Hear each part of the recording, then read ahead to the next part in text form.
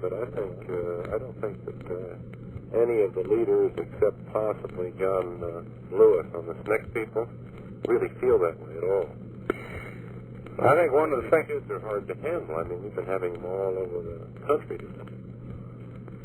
Yeah, I know, but what are all these ministers coming in from all over the country for if they don't feel like they've been mistreated here? Well, this minister's going to die, isn't he? Yes, sir. Is he already dead? No, sir. That's about a year that he is to all intent and purpose. I think we just try to keep him alive, technical kind of way, as long as they can, at least so that he dies. Doesn't die at a time when, clear things up. I expect him to do that. What time do you think he'll die? They tell me that he could stay alive for another 24 or 36 hours under these mechanical things, but I think he'll probably die early tomorrow morning. Do you think you'll have your court order in the morning? Yeah, I think we'll get it worked out tomorrow sometime.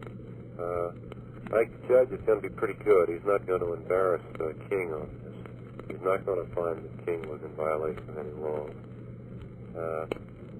And then we're working out the terms of that march, and I think be pretty satisfactory terms.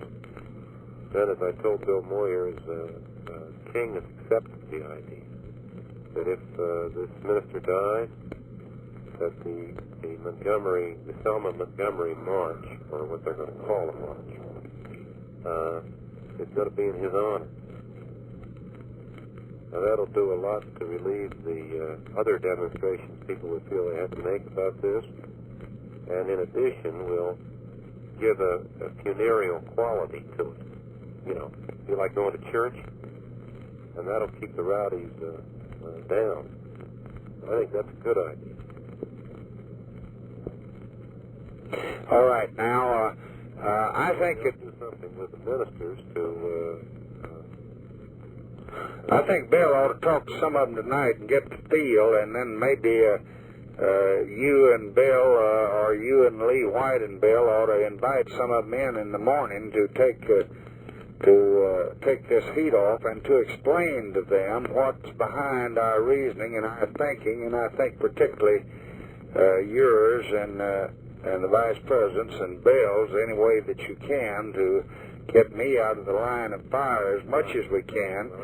The Vice President has a memorandum. He doesn't have any recommendations.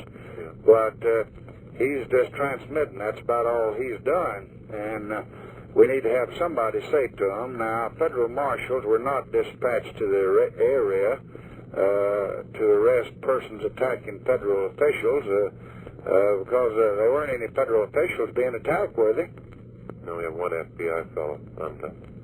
Now, the second thing they say is leaders of white segregationist forces, including Al Lingo, be arrested for encouraging their officers and troops to violate civil rights of others. We may have a case against Lingo. We may arrest him. And that may be possible to do. It's a delicate decision. Sheriff Clark. Well, hell, we got 3 cases against Sheriff Clark now. I don't mind arresting him.